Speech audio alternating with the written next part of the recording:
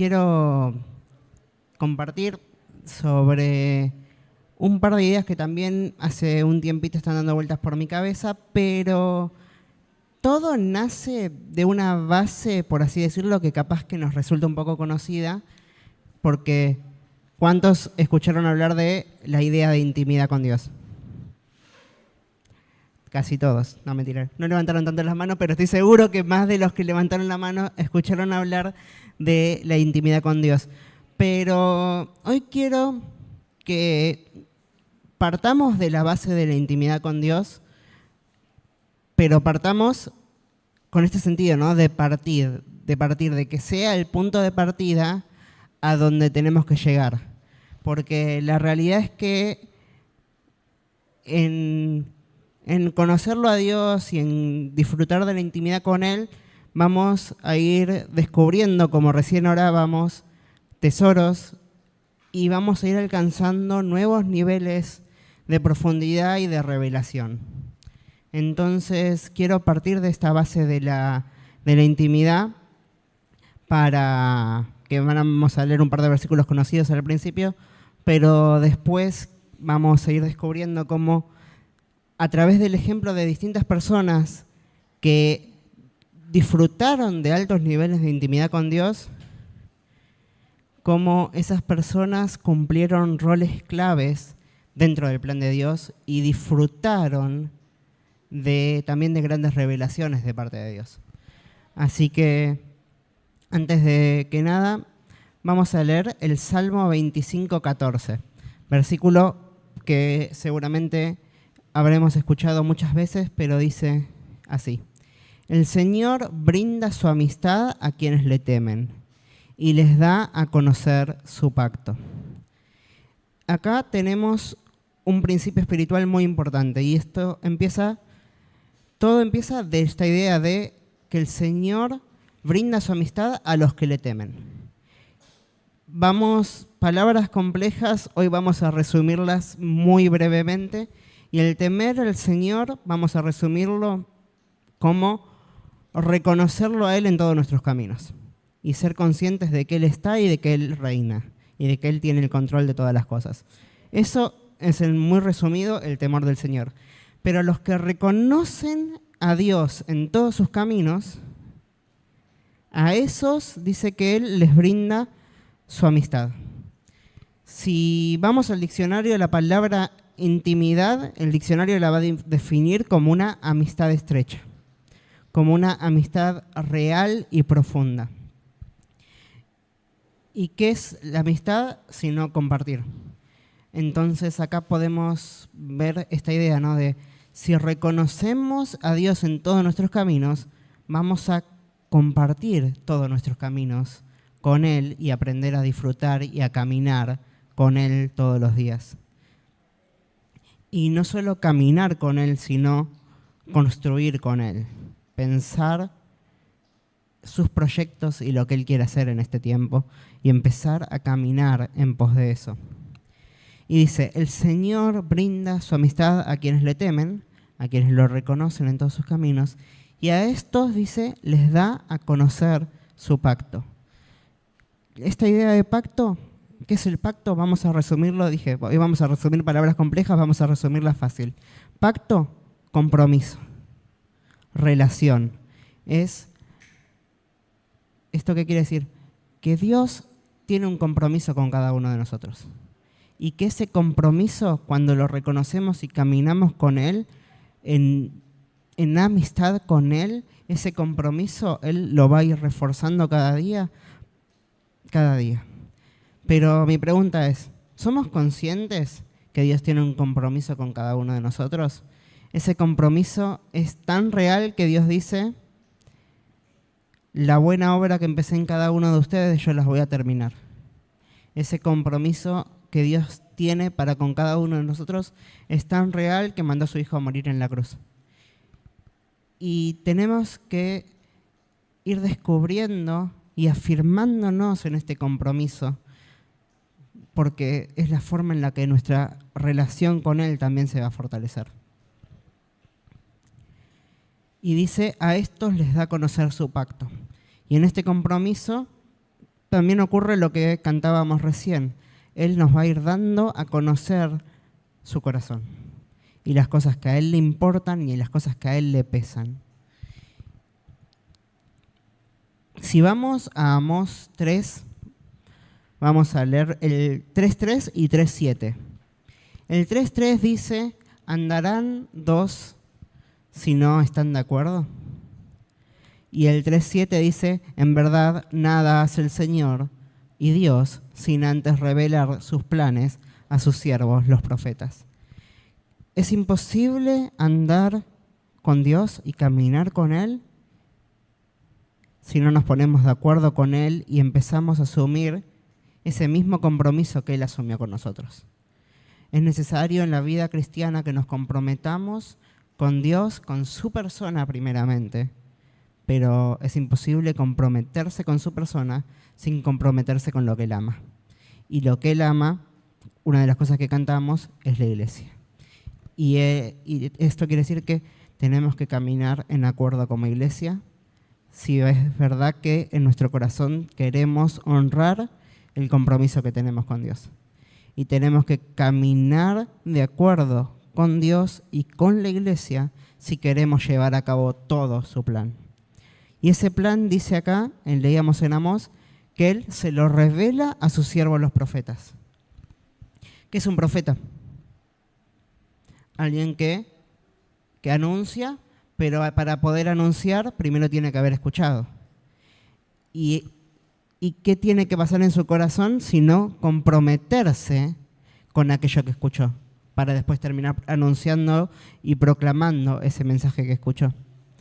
Entonces es necesario que asumamos un compromiso de ocupar nuestro rol en el plan de Dios. Y si es verdad que tenemos un rol profético como iglesia, tenemos que disponer nuestros oídos a escuchar lo que nuestro amigo tiene para decir.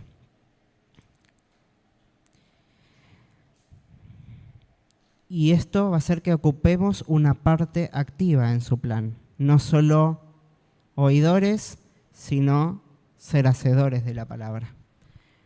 Pero para ser hacedores es necesario nuevamente un compromiso real con la persona y después con todo lo demás. Pero el compromiso con la persona implica todo lo demás. Santiago 2:23 nos va a hablar de la primera persona o una de las primeras personas a las que Dios se refiere como amigo. Y estoy hablando de Abraham. Dice así, Santiago 2:23. Así se cumplió la escritura que dice, creyó Abraham a Dios y esto se le tomó en cuenta como justicia y fue llamado amigo de Dios.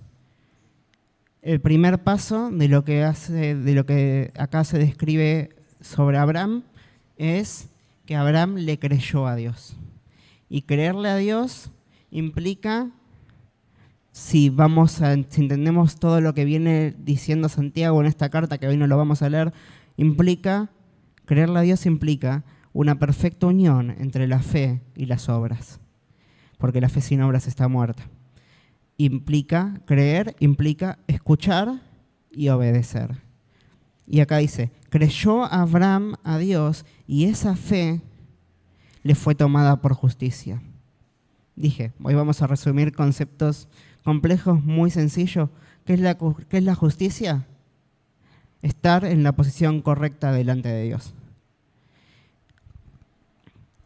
Entonces, creyó Abraham a Dios y esa fe hizo que él se posicione de la forma en la que él tenía que posicionarse delante de Dios. ¿Y cuál es esa posición? Ser amigo de Dios. Amigo es, de vuelta, compartir intereses y compartir lo que hay en el corazón y en lo profundo del corazón. Pero el compartir intereses, vamos a bajarlo a un nivel práctico, muy práctico a través de la vida de Abraham. Pero antes leamos Ezequiel 22:30, otro versículo conocido, que dice, Este se usa mucho en contextos misioneros, o en contextos en charlas de misiones o en charlas de intercesión. Yo he buscado entre ellos a alguien que construya un muro y que se ponga en la brecha delante de mí por mi tierra para que yo no la destruya, y no lo he hallado. ¿Qué está diciendo acá Dios? Yo estaba buscando a alguien que me escuche, que sepa que es mi tierra y me duele el corazón por mi tierra, y que es alguien que se ponga a interceder, que se ponga delante de mí a favor de esa tierra para que yo no la destruya. Pero, dice, en este caso dice, y no lo hallé. Pero es muy interesante que una situación muy similar termina pasando en la vida de Abraham. Cuando Dios quiere destruir, en Génesis 18 ahora vamos a leer, que Dios va a decir, voy a destruir a Sodoma y a Gomorra porque su pecado es muy alto. Y vamos a leer qué es lo que pasa con Abraham en esta situación. Génesis 18, 17 al 19 va a decir, pero el Señor dijo para sus adentros, ¿ocultaré a Abraham lo que estoy por hacer? Es un hecho que Abraham se convertirá en una nación grande y poderosa, y en él serán bendecidas todas las naciones de la tierra. Yo lo he elegido para que instruya a sus hijos y a su familia, a fin de que se mantengan en el camino del Señor y pongan en práctica lo que es justo y recto. Así el Señor cumplirá lo que ha prometido. ¿Qué es lo que empieza a decir? ¿Acaso yo, Dios, no voy a compartir lo que estoy por hacer con mi amigo?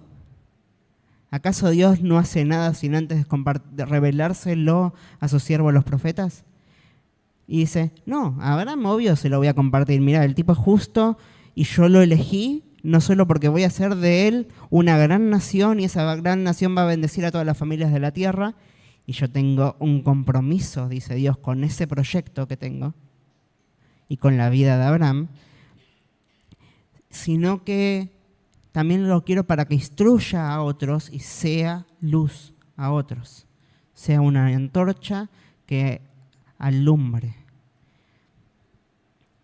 Y dice, entonces está como este monólogo interno de Dios y dice, bueno, se lo tengo que decir a Abraham. Y se nota que Dios se lo dice a Abraham porque un par de versículos más adelante dice, 2 de los visitantes partieron de allí y se encaminaron a Sodoma. Pero Abraham se quedó de pie, versículo 22 de Génesis 18. Pero Abraham se quedó de pie delante del Señor, frente al Señor. Entonces Abraham se acercó y le dijo, ¿de veras vas a exterminar al justo con el malvado? Y un montón de argumentos más. Y ahí se ponen a debatir con Dios y Dios termina salvando la vida de Lot, aunque destruye las ciudades. Pero vemos esto, ¿no? Que Abraham, siendo amigo de Dios, conoce lo que Dios va a hacer y conoce el carácter de Dios y sabe que Dios no va a destruir al justo con el impío. Y eso nos da esperanza porque nosotros fuimos justificados por la sangre del Cordero. Y dice, no voy a destruir al justo con el malvado, pero Abraham se queda del pie delante de Dios. ¿Por qué? Porque es su amigo y porque conoce lo que hay en su corazón y conoce su carácter. ¿Cuánto tiempo pasamos intercediendo por las cosas que a Dios le importan? ¿Cuánto tiempo pasamos orando por lo que a mí me importa en relación a eso? Tenemos que empezar a buscar las cosas de su reino sabiendo que nuestras necesidades están cubiertas cuando lo hacemos. Y esto es lo que podemos aprender de la vida de Abraham. Pero en el Antiguo Testamento hay otra persona más a la que se hace cierta referencia a que es amiga de Dios. Y esta persona es Moisés.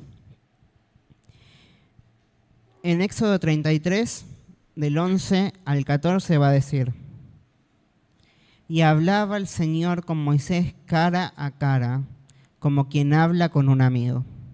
Después de eso Moisés regresaba al campamento, pero Josué, hijo de Nun, su joven asistente, nunca se apartaba de la tienda de reunión.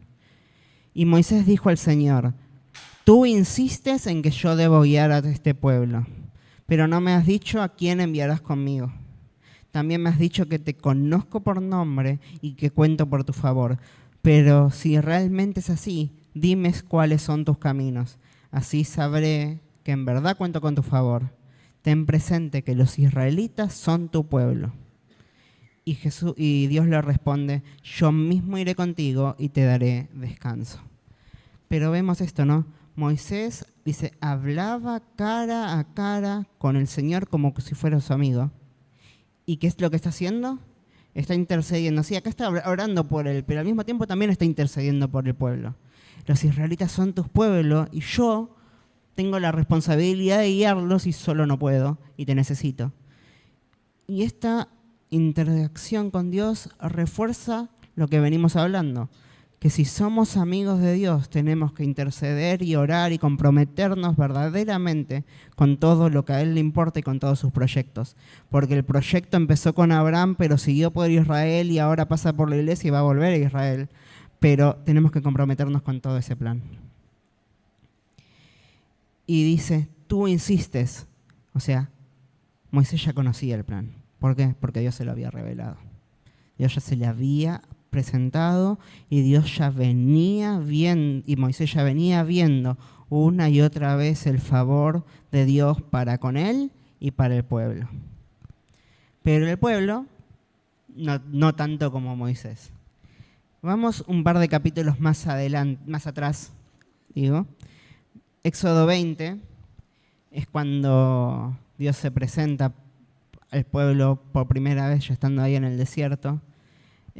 Éxodo 20, 18 y 21 dice, ante este espectáculo de truenos y relámpagos, de sonidos de trompetas y de la montaña envuelta de humo, los israelitas temblaban de miedo y se mantenían a distancia.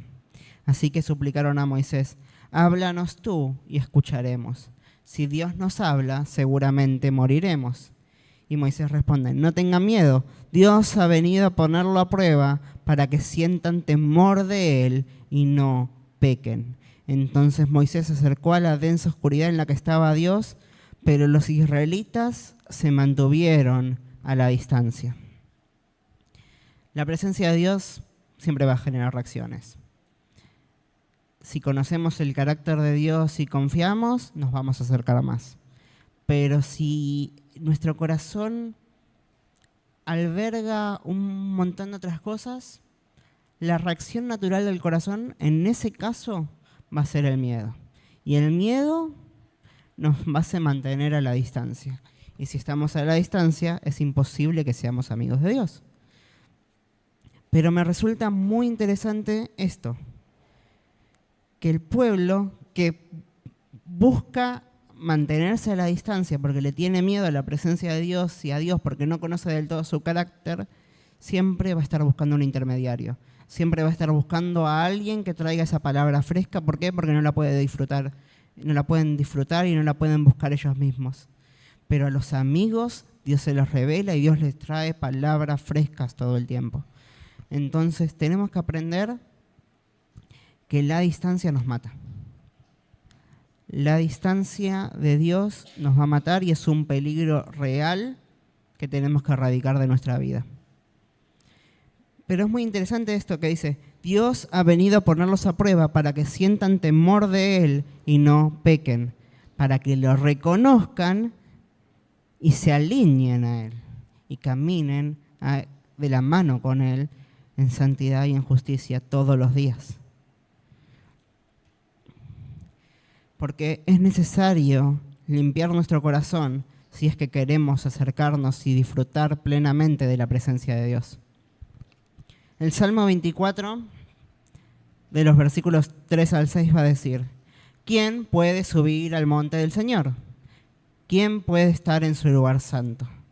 Solo el de limpio de manos y corazón puro, el que no adora a ídolos vanos, ni jura por dioses falsos. Quien es así recibe bendiciones del Señor. El Dios de su salvación le hará justicia. Tal es la generación de los que a ti acuden, de los que buscan tu rostro, oh Dios de Jacob. Si la pregunta es quién, es porque no todos. Y en este no todos dice, si queremos subir a la presencia, al monte, a encontrarnos con Dios y verlo cara a cara y disfrutar de una intimidad real con Él, es necesario purificar nuestro corazón y lavar nuestras manos. Y dice, y no jurar por dioses falsos. Porque es muy interesante que después de este pasaje, justamente después de lo que leíamos de que el pueblo se mantuvo a la distancia, dice que Moisés les dice, bueno, yo voy a subir, chicos, pero ustedes no hagan ningún ídolo, ¿eh? Ojito con lo que hacen. ¿Qué es lo que hace el pueblo? Crea el becerro de oro. ¿Por qué? Porque cuanto más distancia tenemos de la realidad de Dios, más distorsionada se vuelve nuestra visión y más distorsionadas se vuelven entonces nuestras reacciones y nuestras acciones. No vemos a Dios y creamos un ídolo a nuestra imagen. Es por eso que la distancia es un peligro real que tenemos que vencer. Y el ídolo muchas veces es a nuestra imagen y es tan parecido a nosotros que no lo terminamos de ver. Pero dice, tal es la generación de los que buscan tu rostro, buscan conversar con vos. Pero es necesario que para subir paguemos un precio. Y ese precio implica erradicar de nuestra vida todo pecado, toda impureza y alinearnos por más que nos cueste a la voluntad del Padre. Proverbios 22:11. El que ama la sinceridad del corazón y tiene gracia al hablar, tendrá por amigo al rey. El rey es amigo de los de un corazón íntegro. Y ese corazón íntegro se traduce en palabras sanas que salen de nuestra boca, porque de la abundancia del corazón habla la boca. Entonces, es necesario reforzar esta idea de que sin santidad es imposible ser amigos del rey, pero cuanto más amigos del rey somos, él más trabaja en nuestra santidad. Daniel 11:32 dice, hablando de lo que va a hacer Satanás en los últimos tiempos, ¿no? Dice, corromperá con halagos a los que hayan renegado del pacto, pero los que conozcan a su Dios se le opondrán con firmeza. Dice, los que reniegan del pacto, los que no tienen un compromiso real con Dios y no son tan amigos de Dios, van a terminar escuchando otras voces y esas otras voces les van a corromper el corazón y van a hacer que su corazón vaya detrás de un montón de otras cosas y eso lo va a terminar enfriando. Esto se explica también en Mateo 24 y 25, esto que estoy diciendo, ¿no? Pero cuando nuestro corazón corre detrás de otras cosas, se termina enfriando. Y si escuchamos otras voces que no son la voz de Dios, nuestro corazón se va a corromper. Pero dice, los que conozcan a Dios, los que sean amigos de Dios, se le van a oponer a esto con firmeza y no se van a dejar contaminar. Van a tomar una decisión real. ¿Por qué? Porque entienden que su compromiso es real. Y ese compromiso también es radical y tiene que ir a la raíz. Y ya hablamos de Abraham, hablamos de Moisés, mencionamos a Daniel, a otros profetas, pero vamos a ver ahora que esta realidad que estoy describiendo permaneció por mucho tiempo también en el Nuevo Testamento. Y Jesús mismo la va a terminar confrontando en más de una ocasión. Capaz que el que vamos a leer ahora es el versículo más complicado o el más complejo, por así decirlo, del día, pero por eso vamos a ir de a poco. Juan 6, 47 al 58 vamos a leer, que es Jesús confrontando y enseñándole a las multitudes y confrontando a los fariseos. Juan 6, 47 va a decir, les aseguro que el que cree tiene vida eterna. Yo soy el pan de vida. Los antepasados de ustedes comieron el maná en el desierto. Sin embargo, murieron. Pero este, hablando de sí mismo, es el pan que baja del cielo. El que come de él no muere. Yo soy el pan vivo que bajó del cielo. Si alguno come de este pan, vivirá para siempre. Este pan es mi carne y la daré para que el mundo viva. Los judíos comenzaron a disputar acaloradamente entre sí. ¿Cómo puede éste darnos a comer su carne? Les aseguro, afirmó Jesús, que si no comen la carne del Hijo del Hombre ni beben su sangre, no tienen realmente vida. El que come mi carne y bebe mi sangre tiene vida eterna, y yo lo resucitaré en el día final, porque mi carne es verdadera comida y mi sangre es verdadera bebida. El que come mi carne y bebe mi sangre permanece en mí y yo en él. Así como me envió el Padre viviente y yo vivo por el Padre, también el que come de mí vivirá por mí. Este es el pan que bajó del cielo. Los antepasados de ustedes comieron maná y murieron, pero el que come de este pan vivirá para siempre. Jesús va a tomar una imagen del desierto que veníamos hablando y se va a comparar con eso. Jesús va a decir: la generación que no subió al monte, que no pagó ese precio, terminó comiendo maná, pero tampoco se conformó con el maná y despreció el maná. Porque si no estamos en intimidad con Dios, no hay nada que nos satisfaga. Nada va a satisfacer nuestra alma. Y Jesús va a decir: pero eso era una sombra de lo que yo soy. Y ustedes tienen que comer de mi carne y beber de mi sangre si quieren tener vida eterna. ¿Qué es esto? ¿Qué es esta imagen? De vuelta, es un compromiso real conmigo. La sangre y la carne son imágenes de la cena, y la cena representa el sacrificio.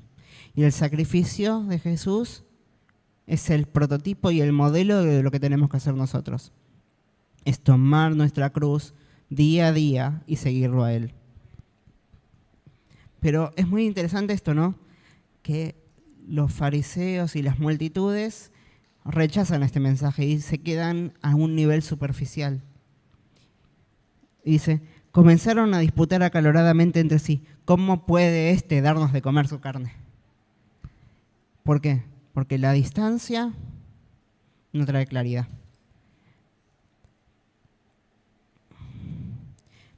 Y dice que, versículo 60, ¿no?, de Juan 6. Al escucharlo, muchos de sus discípulos exclamaron: esta enseñanza es muy difícil. ¿Quién puede aceptarla? Jesús, muy consciente de que sus discípulos murmuraban por lo que había dicho, les reprochó: ¿esto les causa tropiezo? ¿Qué tal si vieran al Hijo del Hombre subir a donde antes estaba? El Espíritu da vida, la carne no vale para nada, pero las palabras que les he hablado son espíritu y son vida. Murmuraban las multitudes e incluso algunos discípulos porque la enseñanza les resultaba muy difícil. Escuchaban y no entendían porque todavía había una distancia que todavía no habían cruzado y porque había un precio que no estaban dispuestos todavía a pagar. Capaz porque todavía no sabían cómo. Pero dice que Jesús, muy consciente de todo esto, lo dice que los va a reprochar y les va a decir: ¿esto que estoy enseñando ahora les causa tropiezo? Y la realidad es que el tropiezo, la única razón por la que va a venir, no es por lo que tenemos afuera, sino por lo que está adentro. Y lo que está adentro muchas veces es falta de madurez. Y para vencer la falta de madurez tenemos que alimentarnos y comer bien, porque es la única forma en la que vamos a poder escuchar lo que Dios tiene para decirnos. El domingo en el culto, hablábamos en un momento durante la adoración. Ceci nos dice que hagamos un minuto de silencio, tengamos un tiempo de Selah y escuchemos a Dios. Y esto se basaba en la experiencia de Elías, cuando Dios le habla a través del silbo apacible. Pero cuando reflexionaba estos días después sobre sobre esta historia, es muy interesante que antes de que venga el silbo apacible de Dios, Dios le dice a Elías, levántate y come, porque el largo camino te espera. Entonces es necesario que estemos bien alimentados de la palabra para que cuando venga la voz de Dios la sepamos reconocer. Es necesario que estemos bien alimentados para alcanzar la madurez y poder disfrutar de las conversaciones más elevadas del reino. Porque es en las conversaciones más elevadas del reino, en la mesa del rey, donde Él abre y vuelca su corazón. Y cuando digo las conversaciones más elevadas del reino, no estoy diciendo algo soberbio, porque el reino y los secretos del reino son para los necios y para los niños. No estoy hablando de sabiduría humana, estoy hablando de voluntad y disposición del corazón. Pero es necesario que nos alimentemos y que alcancemos la madurez para que cuando venga una enseñanza que capaz que nos es un poco más difícil de tragar y el impulso de nuestro corazón sea el rechazo, esa enseñanza, como dice acá Jesús, no nos sea de tropiezo. Y esto es lo que pasa con la vida de Pedro. Porque después de esto, Dios le dice, ustedes también se empiezan a ir porque rechazaron esta enseñanza el resto de los discípulos. Y le dice Jesús a los más íntimos, a los 12, ¿ustedes también se van a ir? Y Pedro en ese momento dice, versículo 68 de Juan 6, Señor, contestó Pedro, ¿a quién iremos? Tú tienes palabras de vida eterna. Y nosotros hemos creído y sabemos que tú eres el Santo de Dios. Es interesante esto, ¿no? El que cree y obedece y permanece, prueba y comprueba que Dios es bueno y que sus palabras son fieles y verdaderas. Y no va a terminar tropezando. Y si tropieza, va a saber que hay una gracia que es capaz de guardarlo sin caída y sin mancha, va a escribir Judas, hasta el día en que Él venga.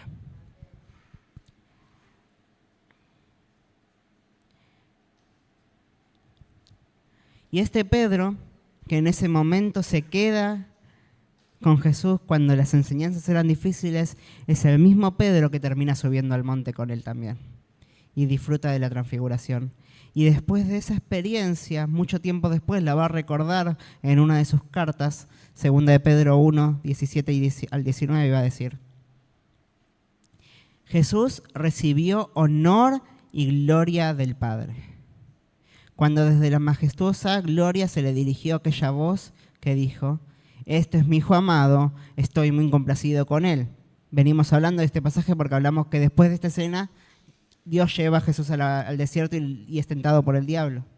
Pero dice, nosotros mismos, acá habla Pedro de su propia experiencia, oímos esa voz que vino del cielo cuando estábamos con él en el Monte Santo.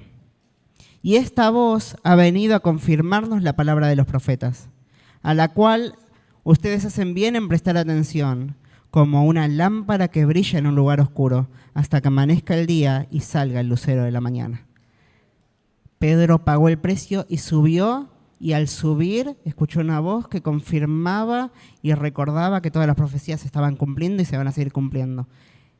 Y eso, dice, tiene que animarlos a ustedes a que permanezcan fieles a la profecía y a la promesa, sabiendo que se va a cumplir en sus vidas. Y va a llegar el día en que Él vuelva. Como una lámpara que brilla y alumbra en un lugar oscuro.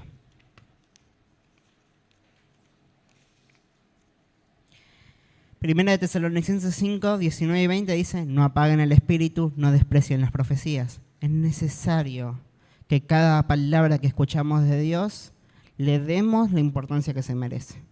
Porque si despreciamos algo, nuestro espíritu se va a terminar apagando. Y si nuestro espíritu se apaga, nos distanciamos.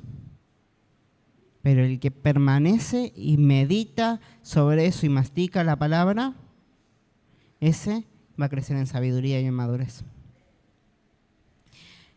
Sin embargo, venimos de 2 victorias de Pedro, tenemos que ir a la derrota de Pedro, porque es humano, iba a fallar todavía. Juan 13:8, Jesús por lavarle los pies a los discípulos. Juan 13:8. No, protestó Pedro, jamás me lavarás los pies. Jesús contestó, si no te los lavo, no tendrás parte conmigo. Si no comen de mi carne y beben de mi sangre, no tendrán parte conmigo. Si no dejan que los lave los pies, que los limpie y que les marque el ejemplo que tienen que seguir, que es el ejemplo que yo les estoy marcando, que es que siendo igual a Dios no estimó ser igual a Dios como algo a que aferrarse, sino que se despojó a sí mismo, se hizo hombre y siendo hombre se hizo siervo y lavó los pies y después fue a la muerte. Si no siguen ese camino, no son dignos de ser mis discípulos. No van a tener parte conmigo. Después Pedro se deja lavar.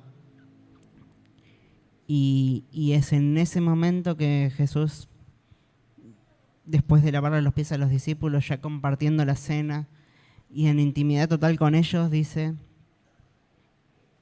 que les sigue enseñando y les revela un montón de cosas, pero les va a decir Juan 15, 14 al 15, y va a decir, ustedes son mis amigos si hacen lo que yo les mando.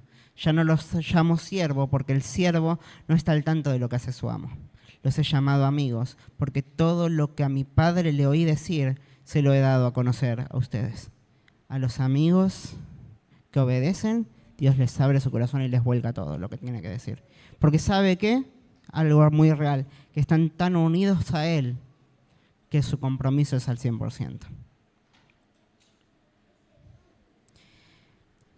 Y como iglesia, este año tenemos una visión muy puntual, que es ser como Juan el Bautista, una antorcha que arde, que alumbra y que ilumina.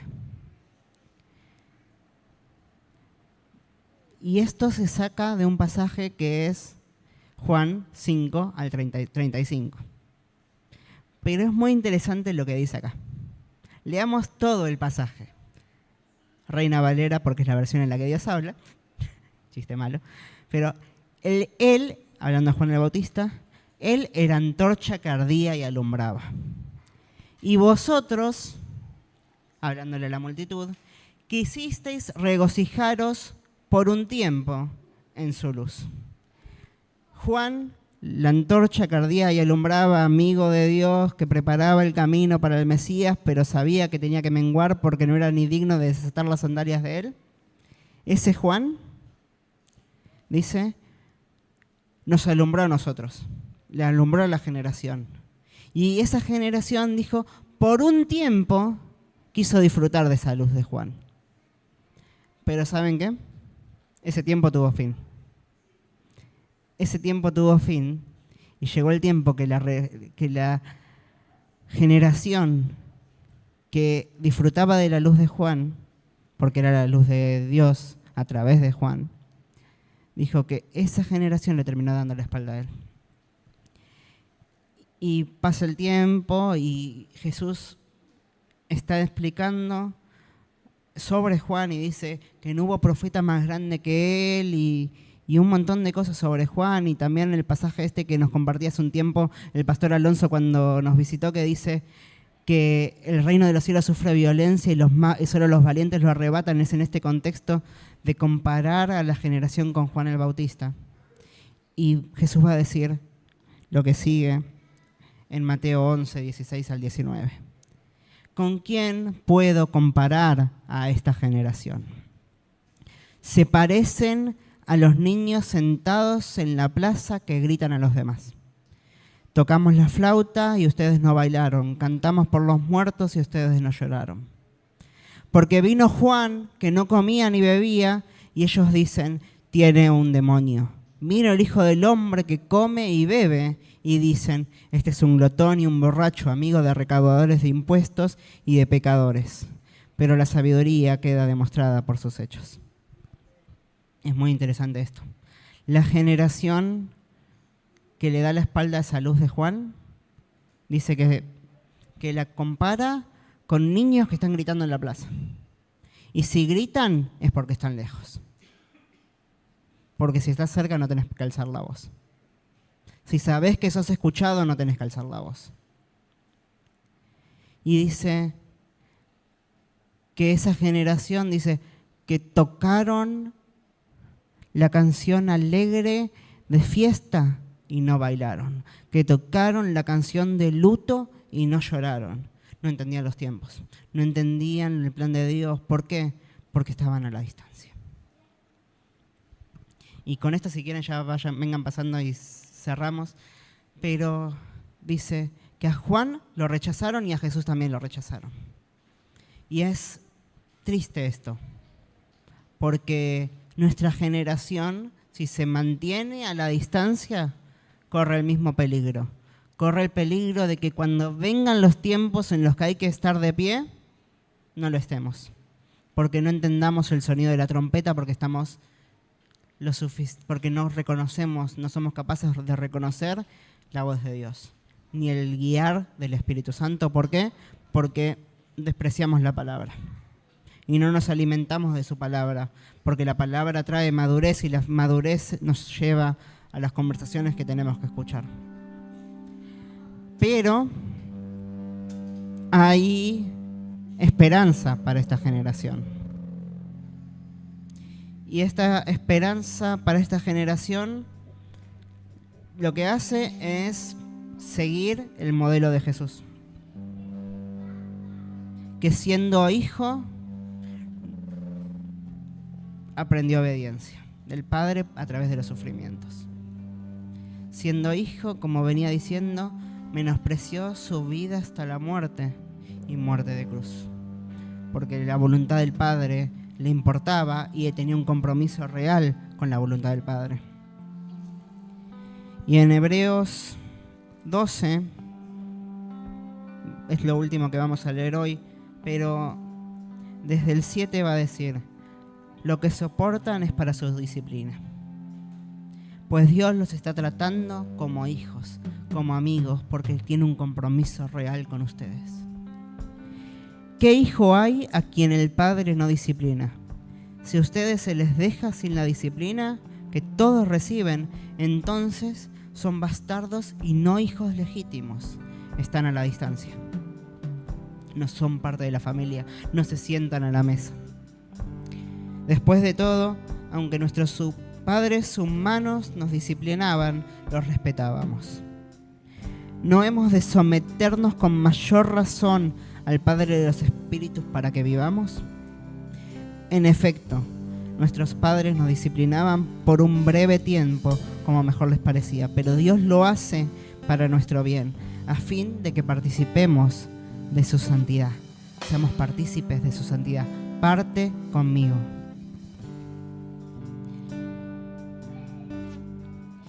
Por tanto, versículo 12, renueven las fuerzas de sus manos cansadas, que esta sea nuestra oración, y de sus rodillas debilitadas.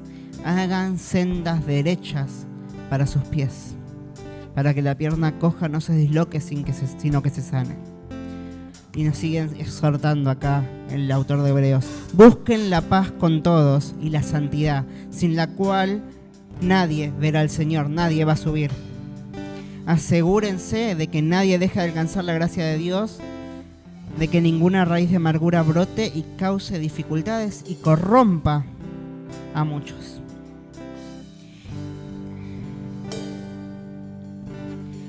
Porque ustedes, versículo 18, no se han acercado a una montaña que se puede tocar o que está ardiendo en fuego, ni a oscuridad. No se han acercado, dice, a eso, ni tinieblas ni tormenta, como lo que describíamos en Éxodo. Ni a tal clamor de palabras que quienes lo oyeron suplicaron para que no se les hable más. Ustedes no hicieron eso, no se acercaron a esa montaña. Por el contrario, versículo 22, ustedes se han acercado al monte de Sión, a la Jerusalén celestial, a la ciudad del Dios viviente, se han acercado a millares y millares de ángeles, a una asamblea gozosa y a la iglesia de los primogénitos inscritos en el cielo.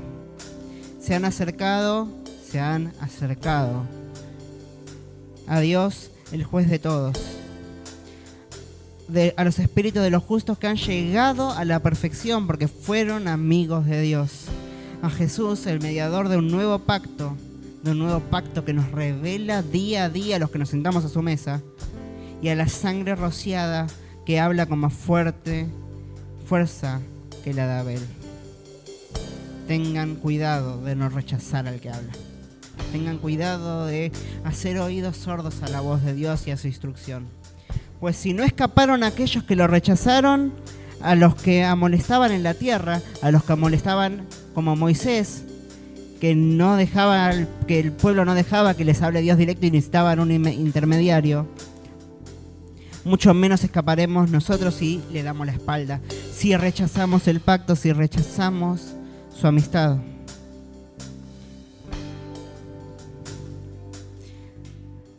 Así que nosotros, que estamos recibiendo un reino inconmovible, seamos agradecidos.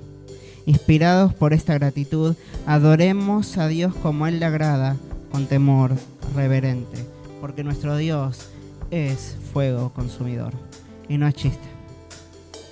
Nada de lo que hacemos para Dios es chiste. Es un compromiso que tenemos que respetar, amar y honrar porque amamos la persona con la que lo tenemos.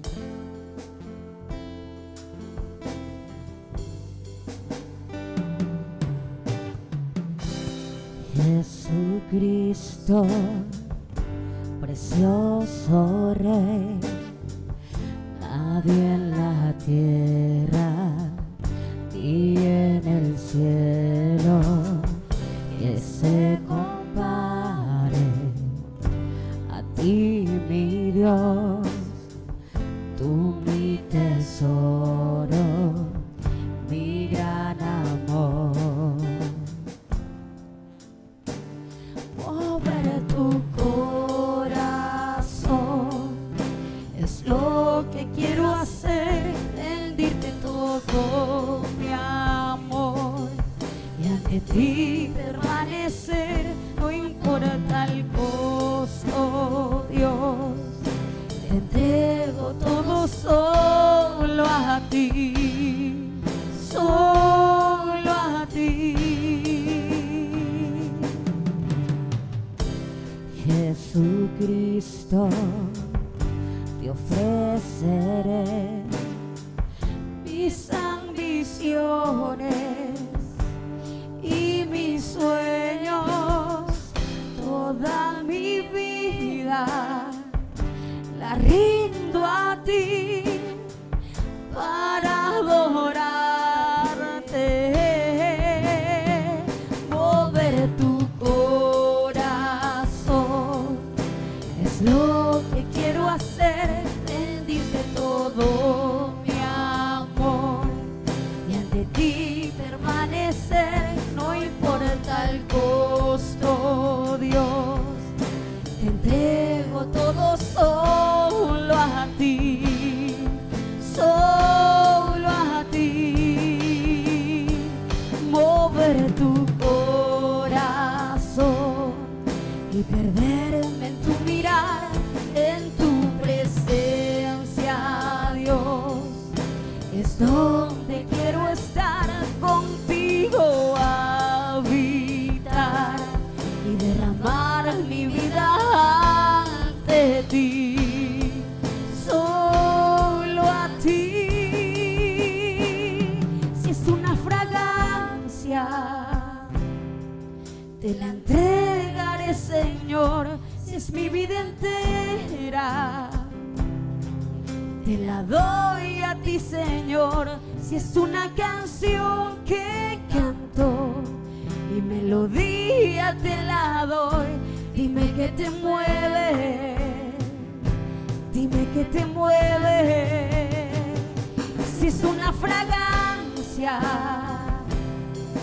te la entregaré, Señor. Si es mi vida entera, te la doy a ti, Señor. Si es una canción que canto, mi melodía te la doy. Dime qué te mueve, dime qué te mueve. Queremos moverte,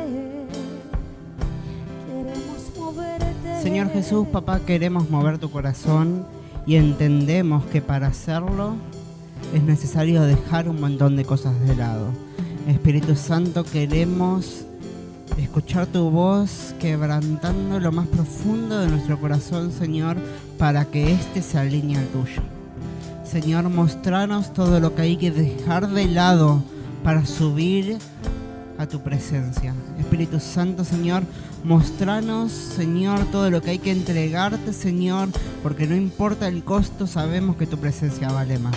Espíritu Santo, Señor, queremos disfrutar de tu presencia, queremos que nuestras vidas, que tu casa se llene del perfume, Señor, que es tu presencia. Espíritu Santo, Señor, queremos responder en obediencia a cada palabra que sale de tu boca. Espíritu Santo, Señor, no nos dejes conformarnos con la distancia, sino sé esa voz que habla a lo profundo de nuestro corazón y dice: sigan sin miedo y suban más. Espíritu Santo, Señor, te damos gracias, papá, por todo lo que vos vas a hacer, por todo lo que vos estás haciendo, Señor, y queremos responder de la única forma que responden los que entienden, y es alineándose a vos, Espíritu Santo, y decir, Señor, lo que dice el final de este salmo, Señor, que los que después de decir quién subirá, hay una generación, y contestar que hay una generación que busca tu rostro, que es la que sube, que esa generación que no tiene miedo a pagar ningún precio. Después de todo eso hay otra declaración, que es que las puertas eternas se abren de par entrar para que entre el Rey de Gloria. Y queremos, Señor, abrir nuestros corazones, Señor, y preparar caminos, ser esas puertas que miran al cielo y desde la cercanía dicen: si tu corazón es que vos vengas, si está en tu corazón que vos vengas a reinar, Señor, vení a reinar. Te damos gracias, Jesús, y nos quedamos en tu presencia, porque como Pedro entendemos que solamente vos tenés palabras de vida, y esas palabras de vida vivifican nuestro espíritu. Te damos gracias, Jesús, una vez más por todo lo que vos vas a seguir hablando, por todo lo que vos vas a seguir haciendo, Señor, en medio nuestro. En tu nombre, Jesús. Amén y amén.